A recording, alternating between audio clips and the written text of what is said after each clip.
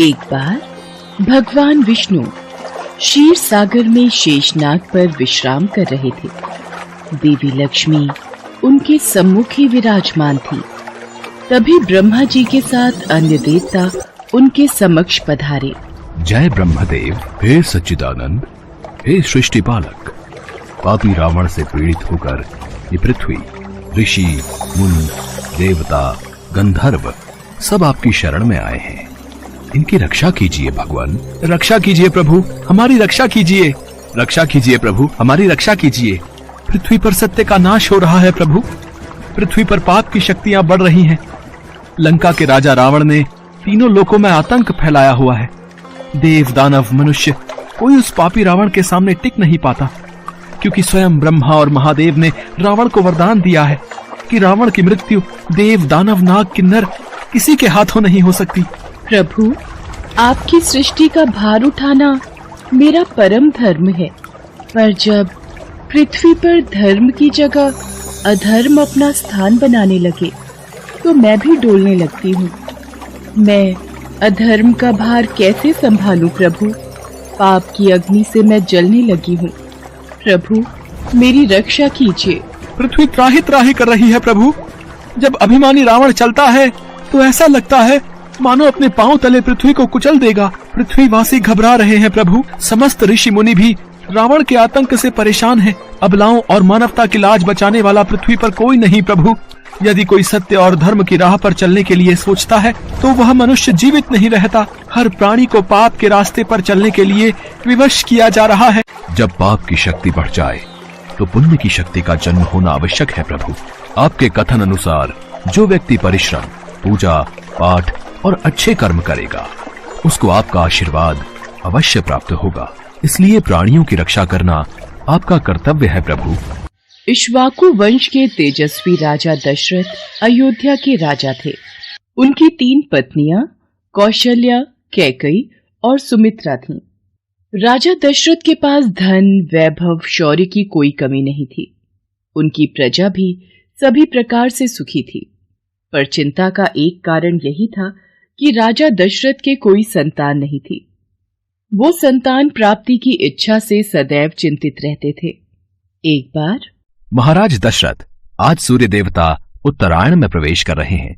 इस शुभ मुहूर्त में अपने कुल देवता से जो भी मांगोगे वो इच्छा पूर्ण होगी। गुरुदेव, आपकी कृपा से हमारे पास धन, वैभव, शौर्य की कोई कमी नहीं है। बस हमें दुख इस बात का है कि हमारे कोई संतान नहीं है। मुझे तो भय है कि कहीं सूर्य वंश का सूर्य दशरथ के साथ ही समाप्त न हो जाए। आप निराश मत होइए राजन। भगवान सूर्य आपकी मनोकामना अवश्य पूरी करेंगे, परंतु उसके लिए पुत्र कामेष्ठी यज्ञ करना होगा। तो फिर गुरुदेव उसमें देरी क्यों? आप यज्ञ का आयोजन कीजिए। देवी कौशल्या, ये यज्ञ मैं नहीं कर सकता। वेदों के ज्ञाता ऋषि श्रृंग मुनि इस यज्ञ को करवा सकते हैं। वो इसमें अधिक निपुण हैं। तो फिर उनको बुलाइए गुरुदेव और यज्ञ का अनुष्ठान कीजिए। देवी कैकेयी, उसके लिए महाराज दशरथ को स्वयं उनके पास जाना होगा और यज्ञ करने के लिए प्रार्थना करनी होगी। ऋषि वशिष्ठ, मैं आज ही ऋषि शुंग मुनि के आश्रम में जाऊंगा और उनसे विनती करूंगा कि वो मेरी प्रार्थना स्वीकार करें। उसके पश्चात राजा दशरथ नंगे पांव चलकर ऋषि श्रृंग मुनि के आश्रम में पहुँचे और उनसे भव्य यज्ञ कराने की प्रार्थना की। राजा दशरथ की आंखों से आंसुओं की धारा बहने लगी। उनकी प्रार्थना सुनकर ऋषि श्रृंग मुनि ने यज्ञ का आयोजन प्रारंभ किया।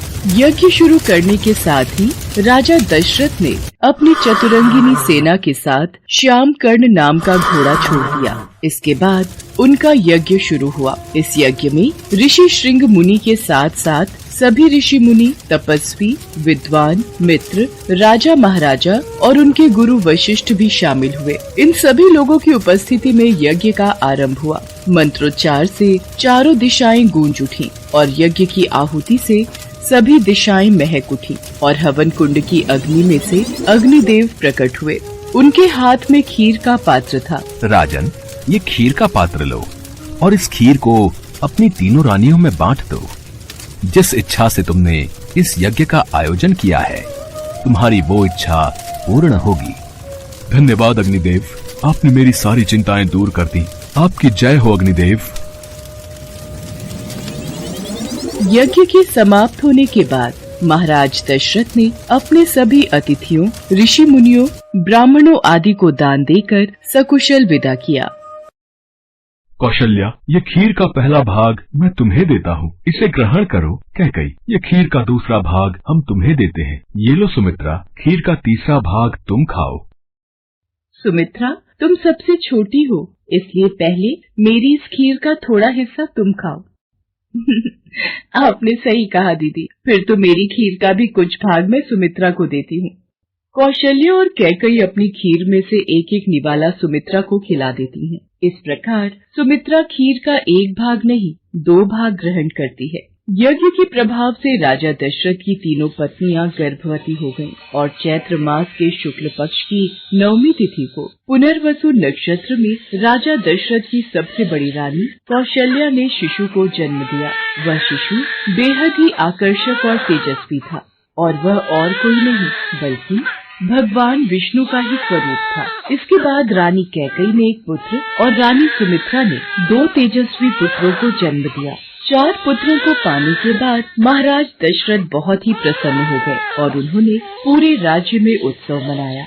कुछ समय बाद चारों पुत्रों का नामकरण किया गया। महर्षि वशिष्ठ ने दशरथ जी के बड़े पुत्र का नाम राम, दूसरे का भरत, तीसरे का लक्ष्मण और सबसे छोटे पुत्र का नाम शत्रुघ्न रखा।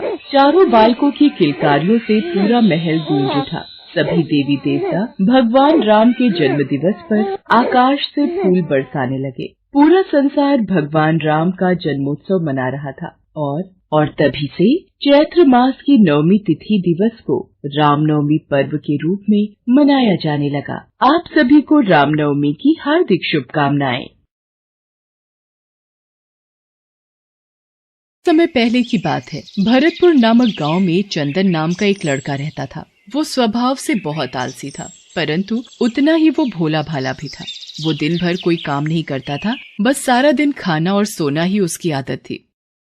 उसके परिवार के सदस्य भी उसे जब काम करने के लिए कहते तो वो बहाना बनाता। ऐसे ही एक दिन, अरे चंदन, जब देखो तब सोया रहता है, आलस छोड़ और जाकर कोई काम कर। तेरा भाई लाखन सही कह रहा है चंदन, तुझे कोई काम ढूंढना चाहिए। कब तक तेरा भाई अकेले मेहनत करता रहेगा? आप सबके ताने सुन सुनकर तो मैं तंग आ गया हूँ। कोई तो स्थान होगा जहाँ मुझे बिना कोई काम किए भोजन मिलता रहे। अब मैं कुछ दिनों के लिए गांव से बाहर घूमने जा रहा हूँ। इतना कहकर चंदन घर से निकल पड़ा। यूं ही भटकते हुए वो एक आश्रम में पहुंचा। वहां उसने देखा कि आश्रम में एक गुरुजी हैं और उनके साथ उनके शिष्य जो बस मंदिर की पूजा करते हैं और कोई काम नहीं करते। उसने मन में सोचा, यहाँ तो कोई काम धाम नहीं, बस पूजा ही तो करनी है। अगर मैं यहाँ रहने की व्यवस्था कर लूँ तो मेरे लिए बहुत बढ़िया बात हो जाएगी। एक बार पूछ लेता हूँ।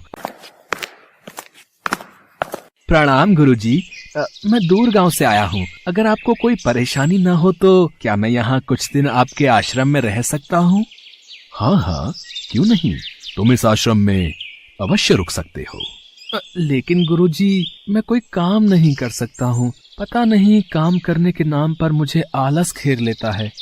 तो यहाँ कोई काम नहीं करना है, बस पूजा करनी होगी। ठीक है गुरुजी, वो तो मैं कर लूंगा। उस दिन से चंदन गुरुजी के आश्रम में रहने लगा। न कोई काम न कोई धाम और समय पर खाने को भोजन भी प्राप्त हो जाता था। इसलिए चंदन पूजा पाठ पूरी लगन से करता था और प्रभु भक्ति में भजन गाता था। ऐसे ही चंदन को आश्रम में रहते महीना भर हो गया था। एक दिन चंदन पूजा पाठ के सभी कार्य करके जब भोजन करने रसोई में गया, अरे आज तो रसोई में खाने की कोई तैयारी ही नहीं है।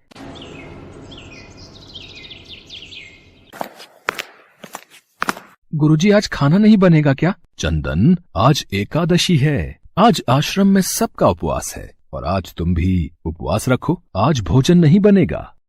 नहीं गुरुजी, अगर मैंने उपवास कर लिया तो कल का दिन नहीं देख पाऊंगा। मैंने कभी भी उपवास नहीं रखा और मैं उपवास नहीं रख सकता। मैं तो बिल्कुल भूखा नहीं रह सकता। मुझे तो बहुत भूख लगती है। ठीक है चंदन, अगर तुम्हें उपवास नहीं रखना तो तुम मत रखो, पर खाना भी तुम्हारे लिए कोई और नहीं बनाएगा। तुम्हें अपना खाना स्वयं बनाना पड़ेगा। चंदन तो स्वभाव से निरा आलसी था। उसे तो बस बैठकर खाने की आदत थी, पर भूख भी तो शांत करनी थी। मरता क्या न करता। गया रसोई में, लकड़ी, आटा, तेल, घी, सब्जी लेकर चंदन अभी खाना बनाने बैठा ही था, तभी गुरुजी आ गए।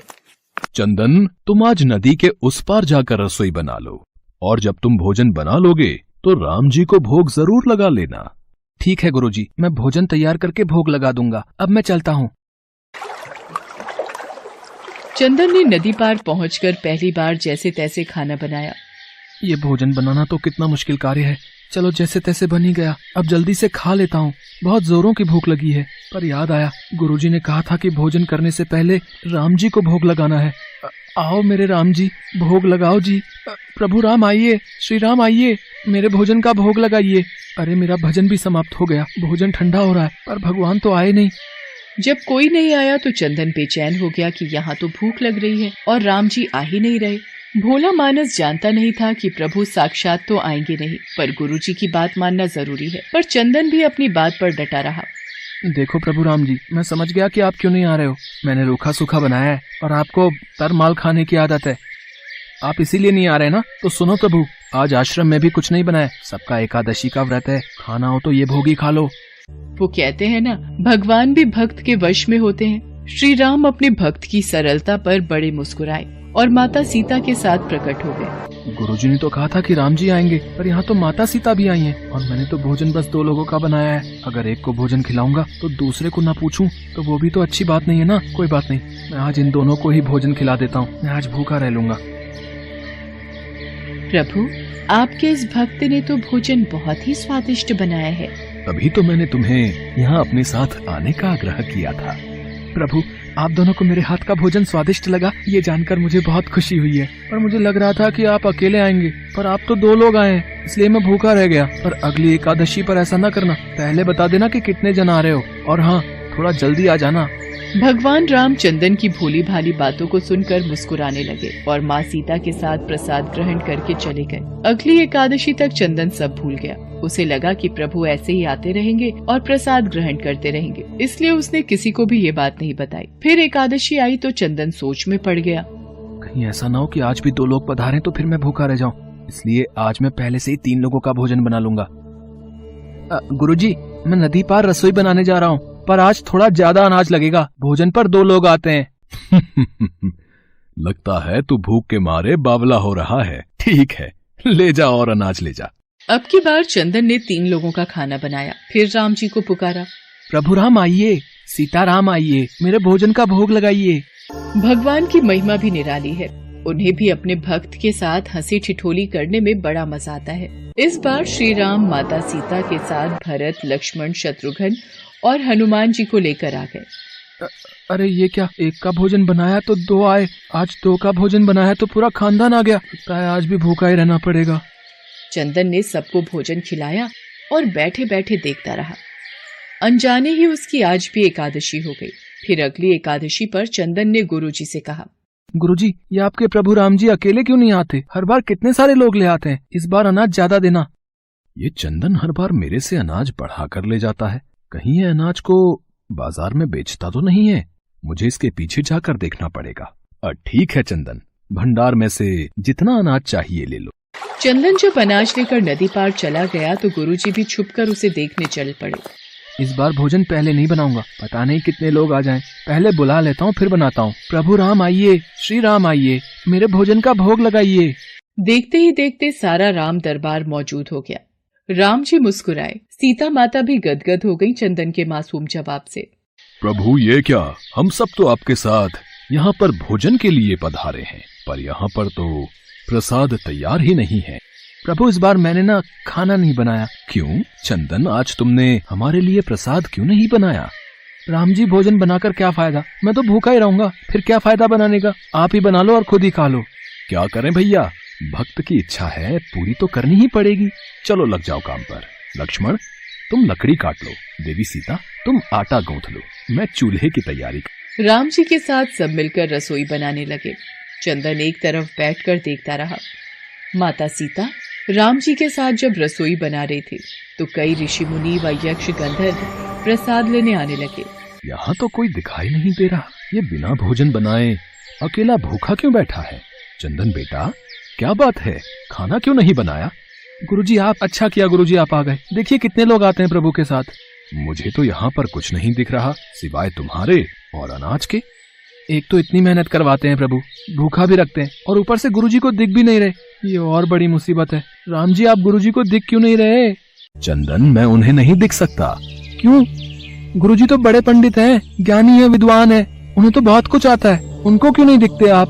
माना कि उनको सब आता है, पर वे सरल नहीं हैं तुम्हारी तरह, इसलिए उनको नहीं दिख सकता। गुरुजी, प्रभु कह रहे हैं कि आप सरल नहीं हैं, इसलिए आपको नहीं दिखेंगे। वाकई मैंने सब कुछ पाया, पर तुम्हारी तरह सरलता नहीं पा सका। और प्रभु, तुम मन की सरलता से ही मिलते हैं। पर हे प्रभु श्री राम, मेरी आपसे विनती है कि मुझे अपने दर्शनों से कृतार्थ करें। प्रभु श्री राम प्रकट हो गए और गुरुजी को भी दर्शन दिए। इस तरह